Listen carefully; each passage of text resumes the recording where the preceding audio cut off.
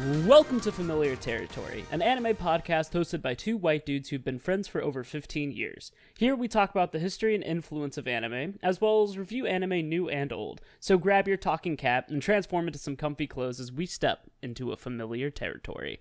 My name is Grant. And I'm Brantley. Listeners of Familiar Territory, we have been to the cutting edge. And it hurts, and it sucks, and there's blood everywhere, and we're just ready for a little bit of recovery.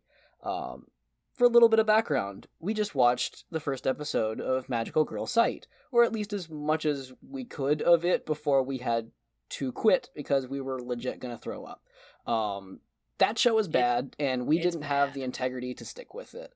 Grant, do you have any quick thoughts? So it wasn't exactly like the entire premise of our show is to react in real time to magical girl shows and talk about how they make us feel and what we think about them. The entire time, that kind of thing, you know? Yeah. And the entire time we were watching Magical Girl Sight, I literally just said, "This is garbage. This is trash. This is done poorly. I hate this." And that was about the 20 minutes we saw of it before we just kind of turned it off and we're like, you know what? Fuck this episode. Yep. So, Magical Girl Sight, bad. Horrible. Worst anime I've ever seen. At this time, we're not going to formally review it. Don't watch it. This is not a case of, oh, it's so bad, maybe it's funny. No. This show is seriously harmful.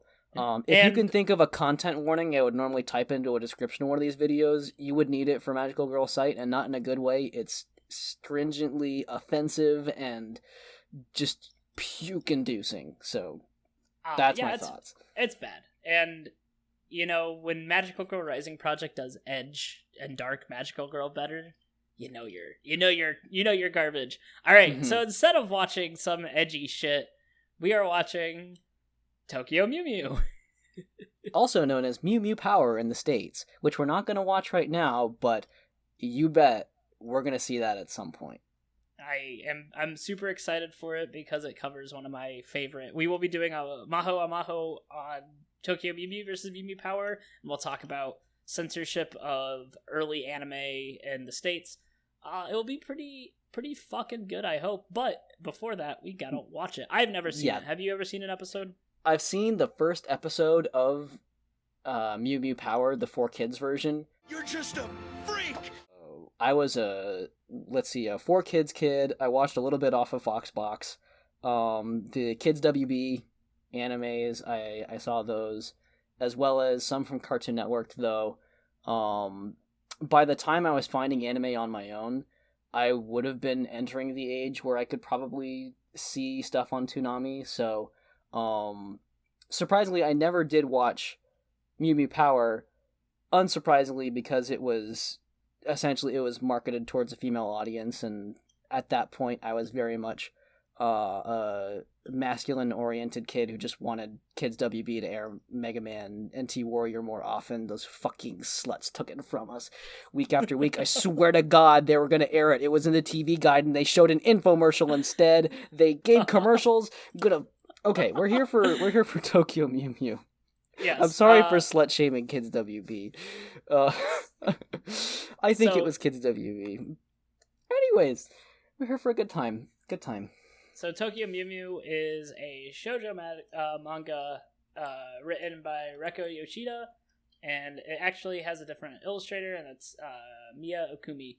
And it was September 2000, so it's like super duper 2000. It's like early 2000s. Dawn of the millennium. And that's exciting because that's a very, very interesting time for anime. I think that's when we got a lot of designs. Kind of the States were kind of taking it a little bit better, and they're like, okay, maybe we can have a little bit of anime. And so it's as a treat. Yeah, as a treat.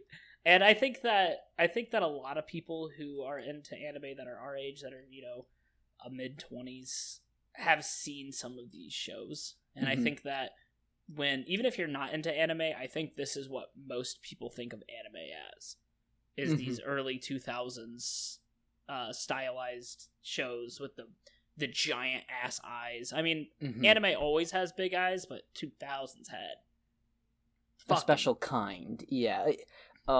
Here's the thing: if Kappa Mikey would have made fun of, like, this is the kind of show it would make fun of. It was absolutely. that target era where it's like, oh, that's familiar. You just dropped a Kappa Mikey reference. I did. I don't think that the world is ready to talk about that show. Neither am I. Let's not revisit it. All right, so we are going to be watching it on YouTube. Because we're entering the godless land that is Mew Mew Power. Well, it's weird because this isn't like some like weird. Oh, we secretly found it on some random channel and it's titled a bunch of numbers. Nah, it's just straight up Tokyo Mew Mew Episode 1 English sub, and it has like 400,000 watches. So it's not like people are taking it down, and it's been up for over 3 years. Yeah, so hey, we're gonna prevent you from getting a virus. And give your ad blocker a break, and also, if you think this is wrong that we're doing this, then I guess we'll be going down with the other thousands of people who have. You can send us Tokyo Mew Mew DVDs. If you think this is wrong and illegal, send us legal copies because I'm not buying them. All right. Hey, you might if we like it.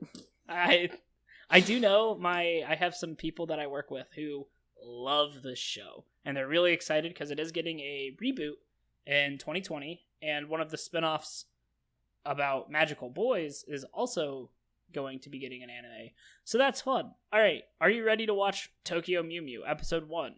I absolutely am. Give us a countdown. Bracket left, English sub, bracket right.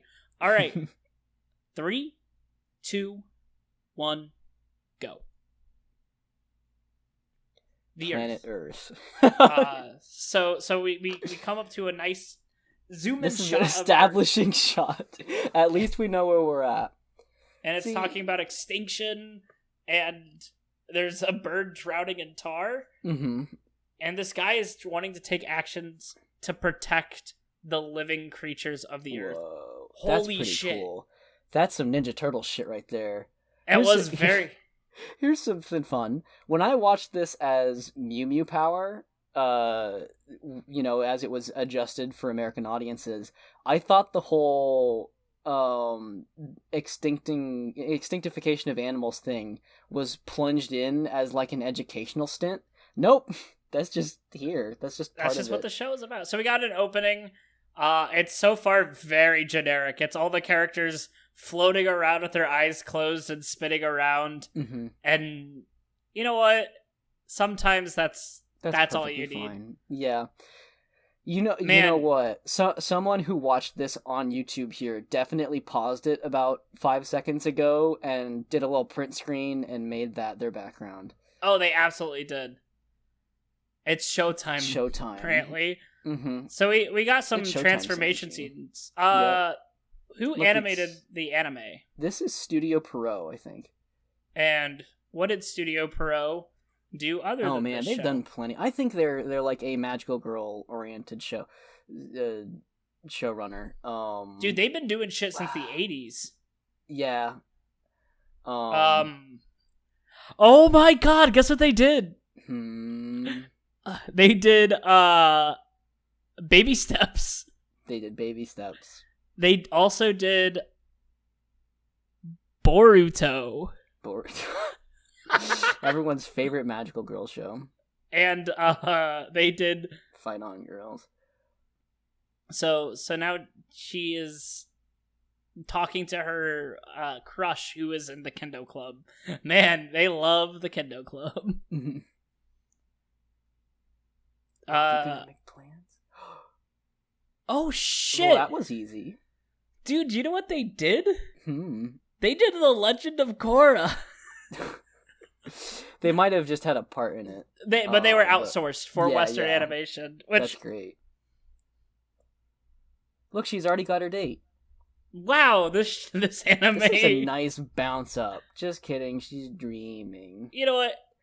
I do like that, like, in that dream, we didn't get to see the guy's face, because sometimes dreams are like that. where like Oh, yeah. you're looking at yourself out of your own body, and like people aren't real, but you know that they're them just by like your brain figuring it out. I don't know. Man, Fun. this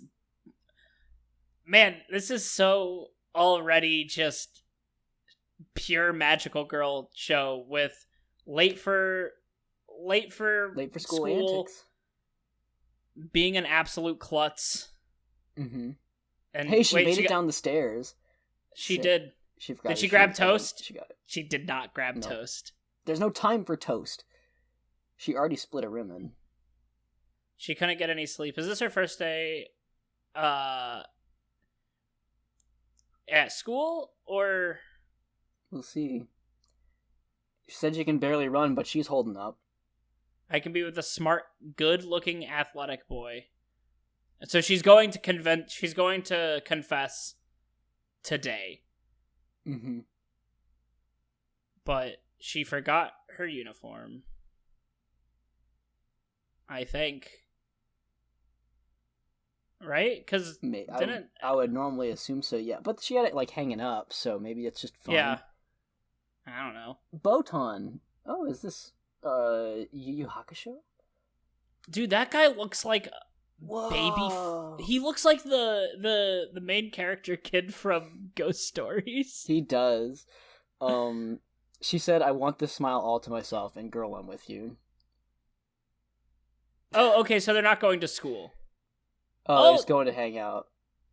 So she did end up going on a date with this guy. Well, this is refreshing, you know? Yeah, man. Usually when any anime is like, oh, there's a love interest, it never fires off ever. Mm-hmm. I gotta say, as nervous as the girl is, she's doing a great job. Yeah, you know what? This is not only refreshing after watching a trash show, it's actually fairly refreshing in terms of anime. Just with a fairly confident character who might be a little klutzy and silly, but she's not being like awkward as hell. Yeah. She's got that Sailor Moon DNA for sure. But I'm on board for now. And so they're going to see a cat show? The Red Data Animal Show. Well, that's exciting. She researched everything about Aoyama. Ooh, there's a nice little cat with wings symbols, and I'm guessing that is familiar? the familiar, yeah. Ooh, she got scanned.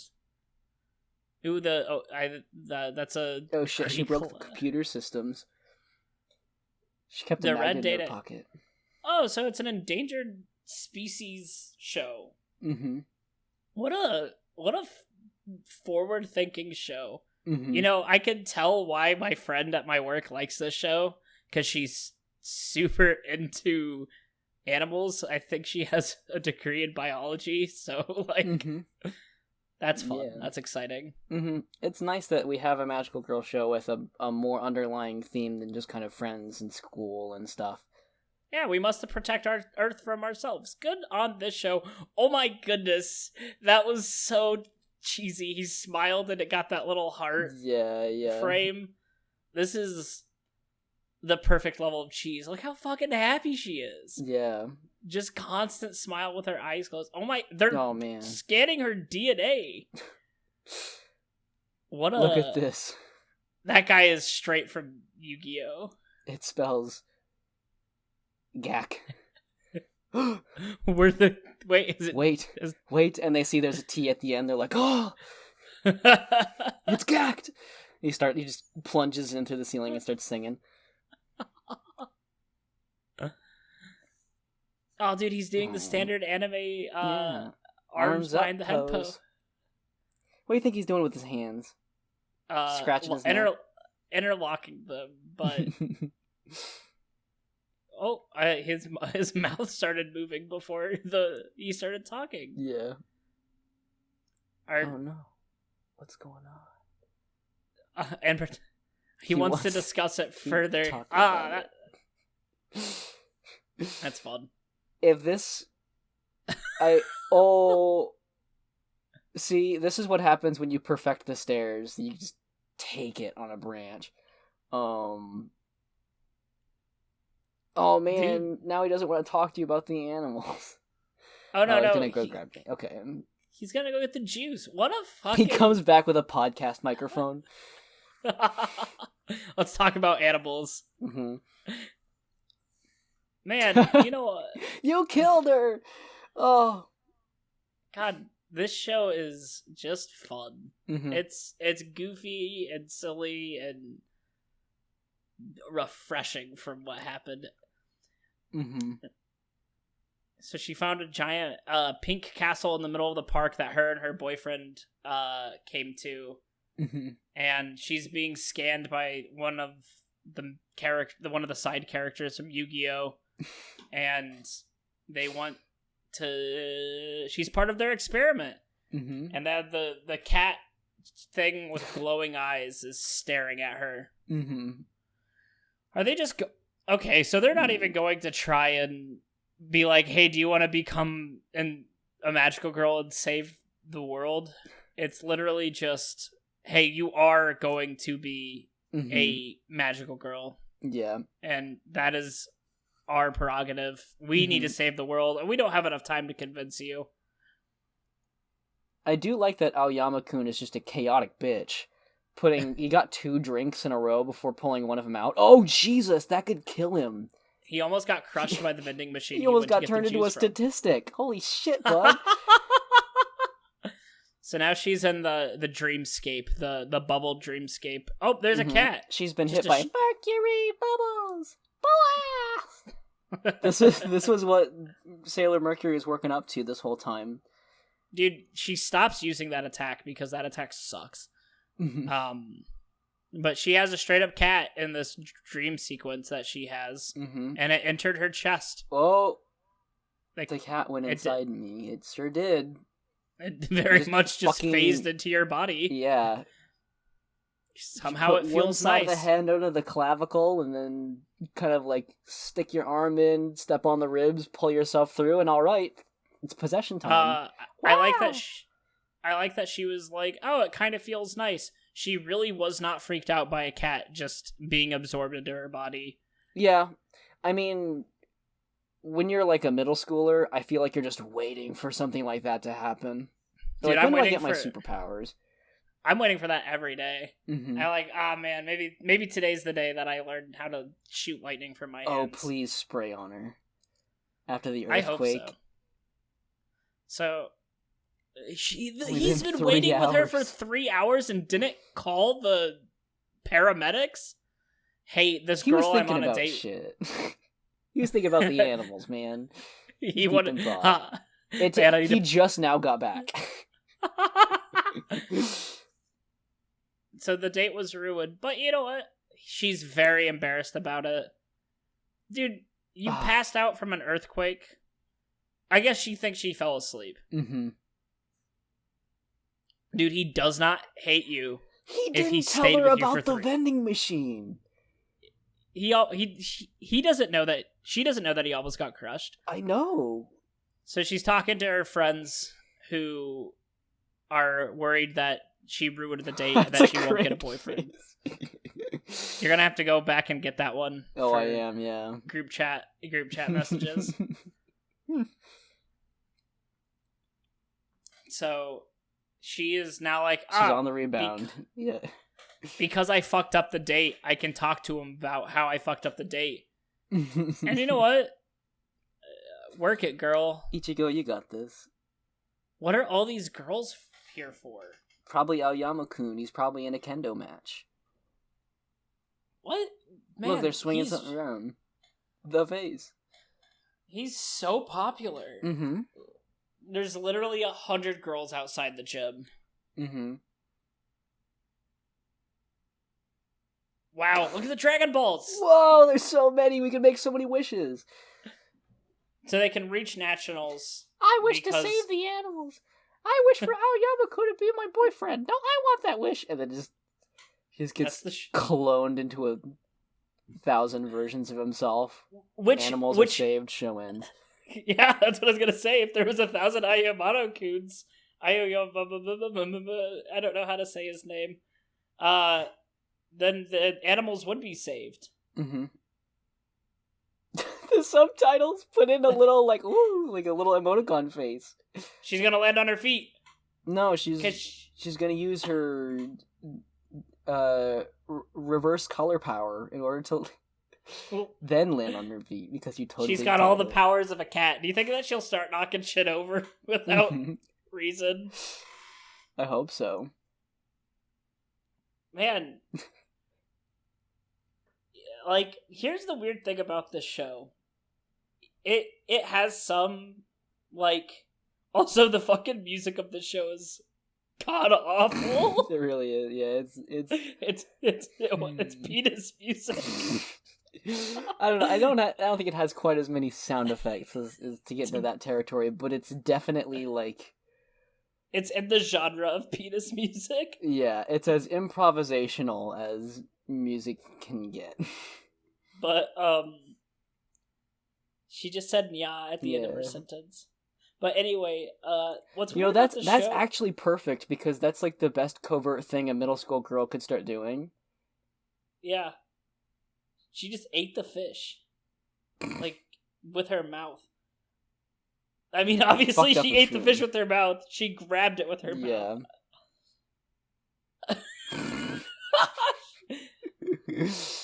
Dude, this show's fucking charming. Mm-hmm. I've been trying to say what my thoughts about this show for like having a good time, 4 minutes.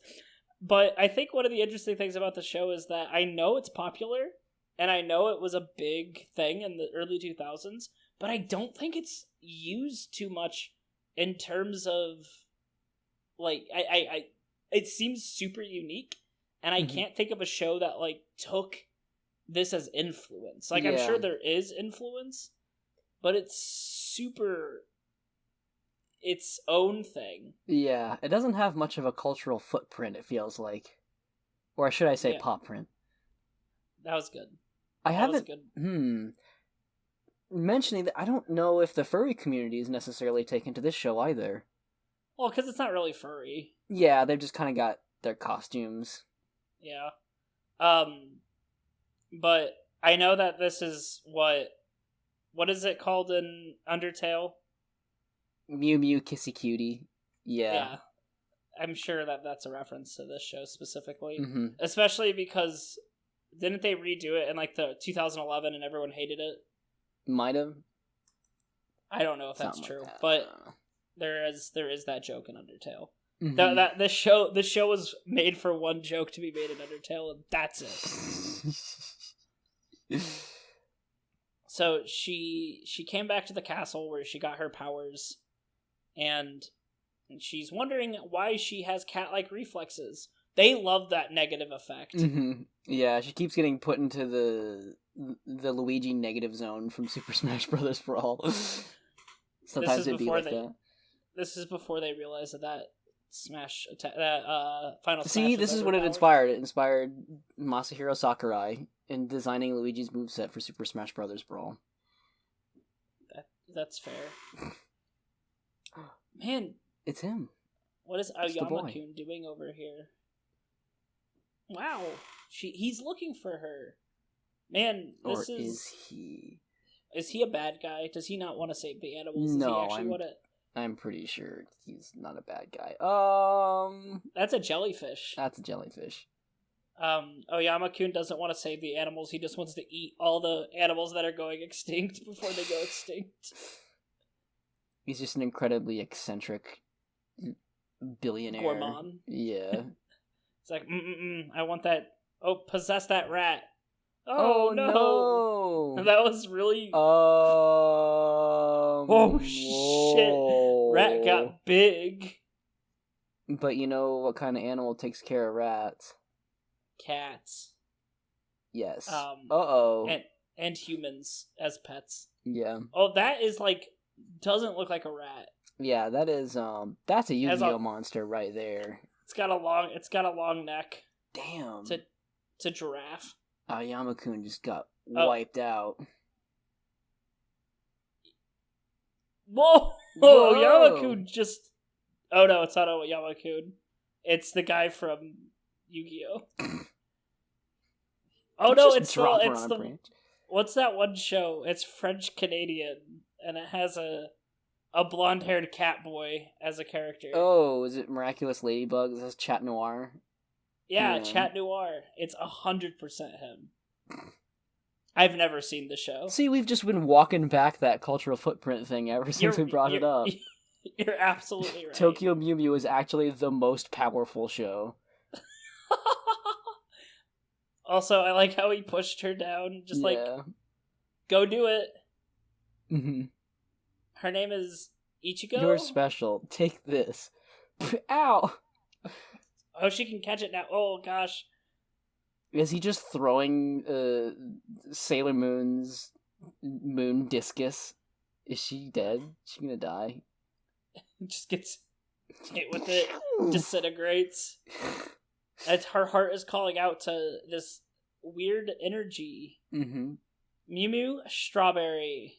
And it's a little guitar pick. Her name is Ichigo, after all. What? I don't get it. Ichigo means strawberry. I didn't know that. Yeah. Thanks for telling me that. Yeah. I don't know anything about the Japanese language. That's okay. So she gets all this cat-esque look. I love that. Yeah. I think this transformation scene gets better the longer it goes on. Yeah, it really does. It's a fairly good transformation scene. Oh, that's a good pose. That's a good cosplay pose right there, man. You're right. No, absolutely. Man, you're right. The show was made for cosplay. Mm-hmm. Now we have so Yeah. Oh. Time to use your magic power to win. So she has a little force field. Mm-hmm. And she already knows all her powers, so that's fun. I mean, that happens a lot, but... We saw that come up in Precure, which this preceded. Did it? Because Precure, Futariwa Precure, which we reviewed earlier, that came out in, 2004.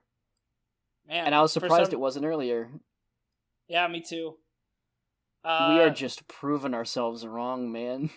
This is the most influential show. Also, there's some really solid animation in this action scene. Yeah, it's not. Yep. And it's not quite as punchy as Precure is, but the effects are pretty good for being 2000 and a 54 episode show. So. Whoa, no, she's hitting us with the After Effects lens flare. No! Ah! Oh, the rat just disintegrated. No, I think it's gonna be okay. Yay! There it is. And you got there's the familiar. It's a little bat cat thing with wings. Is there gonna be a love triangle in the show? I don't know. But, we definitely just saw what is perhaps the most extinct animal, endangered species.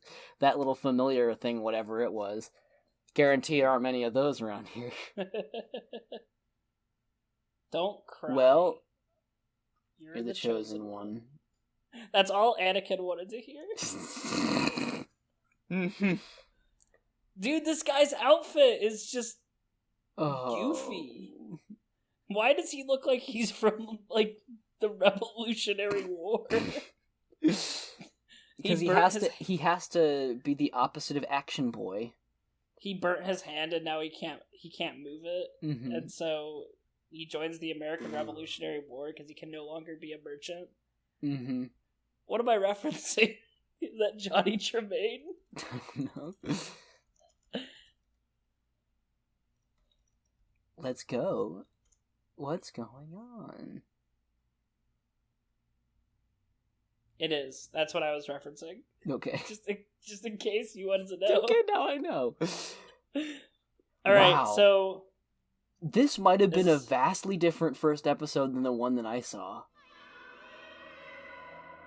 I know that the 4 Kids dub was heavily censored. So we got a very, very 2000s ending. Yeah. It's really weird because a lot of the magical girl aesthetic comes from the 90s. It comes from Sailor Moon and some shows around that time. Most of the lasting stuff, yeah. But this show defines the 2000s. Not even just 2000s magical girl shows, but just that early anime with so much it has like the chibi. It sounds like early Vocaloid stuff, like this song does. Yeah, color-coded costumes, and everyone's got their special attack. This feels like, almost as if like an evolution of Sailor Moon. Yeah, and that's an interesting way to put it, because it feels like what you would take if you were trying to condense Sailor Moon into a more down to earth show. Mm-hmm. Not that Sailor Moon isn't down to earth and is a mood like all the time, but it seems that it's a little bit more. What's the word I'm looking for? It's a little bit more focused. While Sailor Moon, you know how Sailor Moon's themes are friendship and being friends and love and friendship and love. The show has a lot more progression in terms of character, like motivation. You know, you have these people that want to protect the Earth. That's a bold claim, but I get where you're coming from. I'm sure that the show... They got a tighter lens that they're working with. Yeah, they definitely had an idea put in place where they wanted, you know, they wanted to send a message, and they wanted to talk about how animals were dying. And also, Maid Cafe. Because that happens in the next episode. I don't know if you saw in the previews. That's their base of operations, is basically they run a maid cafe.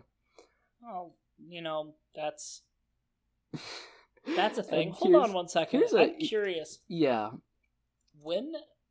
I'm curious as to when maid cafes became popular. Would you believe me if I told you that the maid cafe shtick wasn't cut out of the 4Kids version? It wasn't? Nope. In fact, that's what I remembered severely about the first episode when I watched it. So, the first permanent maid cafe was in Akihabara, Tokyo, March 2001. Now, I'm not saying that we're stupid and always wrong, but maybe. Did Tokyo Mew Mew make maid cafes? I want to say no, but how fucking amazing would it be if that was the case? You know, it would make sense because maid cafes were created. I mean, it's in Akihabara, which is like the pop culture-y prefecture, right? Mm-hmm. Or the area around Akihabara Station. Yeah, that little shopping district is nerd culture to the max. Imagine if you had a Think Geek store, but it was many stores and didn't feel like suck ass. I wonder if the first maid cafe was Tokyo Mew Mew. Was Tokyo Mew Mew themed? I cannot find anything about it. All I know is if Tokyo Mew Mew came out in 2000 and the first permanent maid cafe came out in 2001, Tokyo Mew Mew might have started maid cafes, and that is mind-blowing to me. You know what that means? We have to keep watching Magical Girl shows. We have to prove our point. Yeah, man. Is this history? I don't think that the show... I'm sure that a lot of people took influence from this show, but it's a lot less seen, in my opinion. Mm-hmm. I haven't seen anything that is like, oh, that reminds me of Tokyo Mew Mew. It's not often in like current discourse. You don't hear it talked about. Right. Like people will still post fan art and stuff, but it's always like, oh yeah, it was that one thing I really loved when I was a kid. Right. You don't hear people talk about it like they talk about Sailor Moon or even like Cardcaptor Sakura or, you know, other magical girl shows that were in that. Mm-hmm. It's talked about. I mean, I've heard less about Tokyo Mew Mew than like Revolutionary Girl Utena. Mm-hmm. This feels like it landed in the awkward phase of magical girls. Absolutely. Where, like, I mean, they'd been running since like the 70s in various forms, but like it in the long stretch, seeing where we are now and where we were before, this feels like the awkward middle schooler phase. Where I could see that. Trying new things and it's not always landing, but it still has so much of that like childlike DNA that just it's got charm to it, no matter how you cut it. It really does, and I enjoyed it, and I don't know if that's because it came from me watching Magical Girl site and literally the juxtaposition, gouge my eyes out, but I had a good time with this. You know what? That... this show lands on all fours. Oh. Okay. Sorry. Brantley left the podcast and was replaced by someone, and literally anyone else the next time. It's just me talking to myself. Yeah. Not that I didn't find your joke funny. I just didn't. So, I think that with Tokyo Mew Mew, I like the kind of it took some interesting, not risks I want to say, but it straight up was like, hey, we're gonna have a relationship from the first episode. You're not gonna have to wait for our tuxedo mask, even though he showed up in the end. But you have a relatively normal, middle school date, where it's very harmless and very just, let's go see some animals at a museum or a zoo. We never really did get to see what it was. I think it was an art exhibit. Mm-hmm. I think they were painting the animals that are endangered, but it was fun, and I thought it was cute and relaxing. I don't know if I'm like super gung-ho about watching the rest of it, but I can see why people hold it really close to them. Totally agree, 100%. Here's a little bit of here's just trivia. The voice actor for Rio, who you called the Yu-Gi-Oh boy, the blondie. Yeah. He's voiced in the English version by Sean Shamel, who is also Goku. It's me, Goku. Perfect. You know what? early anime dubbing is the most chaotic part of history. Wild West. It's emphasis so weird. On wild. It's wild like wild animals, am I right? You need to stop. You know what's interesting to me? They started with like an establishing shot of Earth as opposed to Tokyo. I thought there was going to be aliens. Well, I mean, when we watch episode 2... Are they aliens? I am looking at the Wikipedia page of characters. Antagonists. Aliens.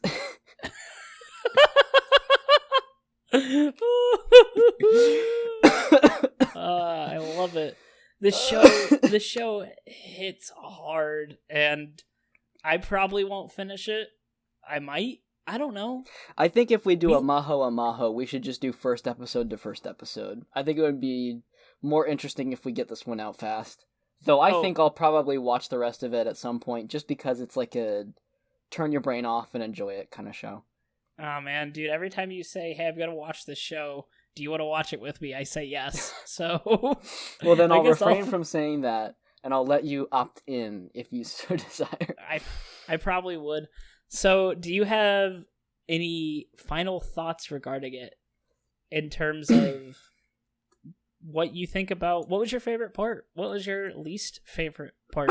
Do you have a character that you're already like... I know it was only one episode, but do you have a character that you're a little like, yeah, I want to see more? I guess just like Ichigo does her job as an Usagi ripoff. Does it well. Yeah.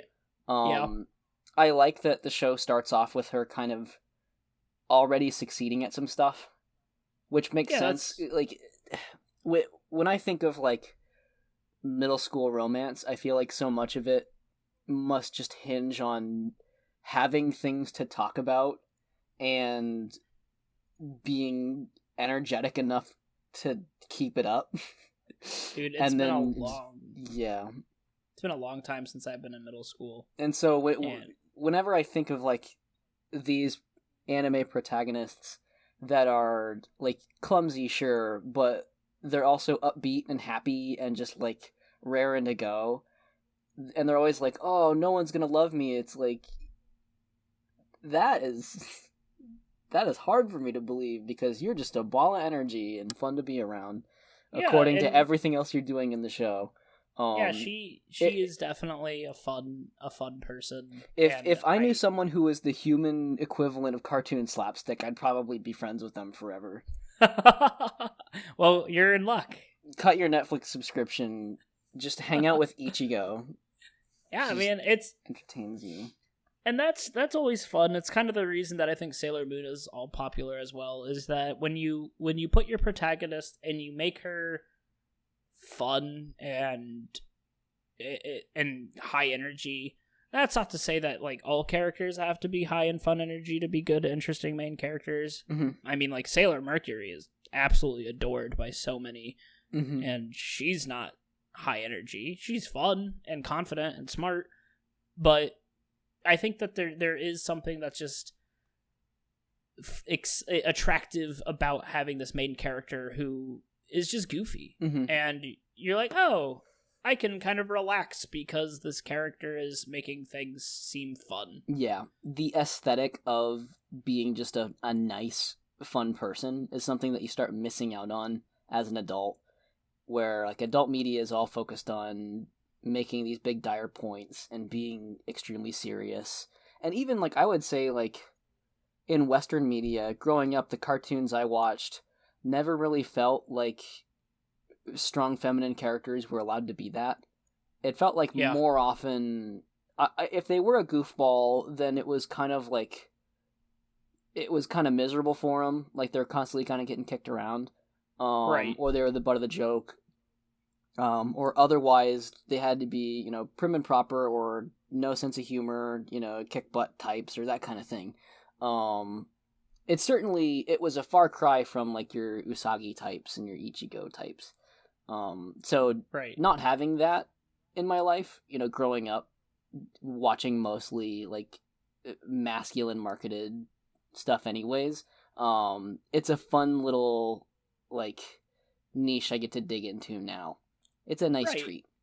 And you can, and it's one of those things where you can see why the magical girl genre has retained this popularity for so long.